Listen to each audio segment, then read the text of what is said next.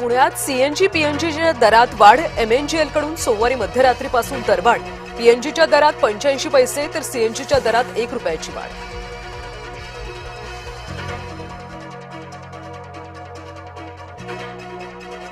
RTO कर्मचारी आजपासून बेमुदत संपावर।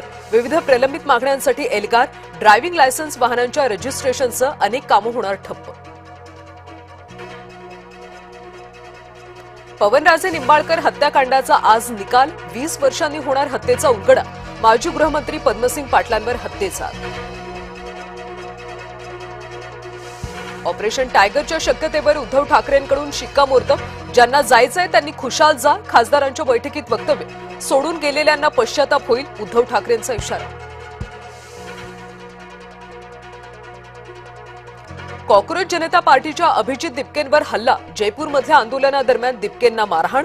सत्ताधारी घाबरले। हल्ल्यानंतर अभिजित दिपकेंची प्रतिक्रिया।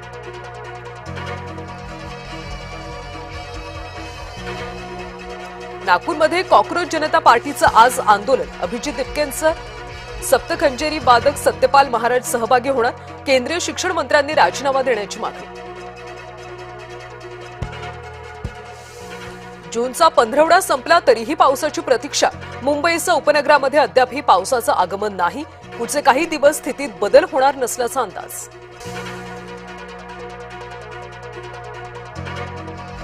राज्यातल्या अनेक भागात तीव्र पाणी टंचाई। नागपूर, अमरावती, संभाजीनगर, नाशिक, पुणे, कोकण विभागात पाणी टंचाई। सध्या धरणात 23% पाणीसाठा शिल्लक।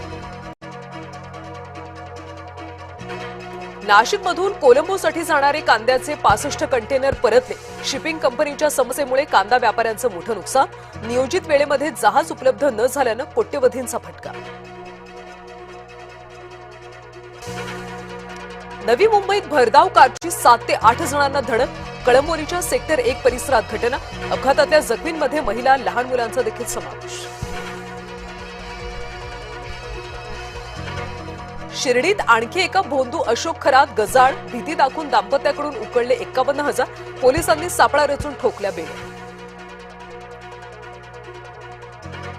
संतोष देशमुख हत्या प्रकरणाच्या खटल्यामध्ये तारखांवर तारखा। आता पुढची सुनावणी 17 जूनला। खटला जलद गतीनं चालवण्याची मागणी।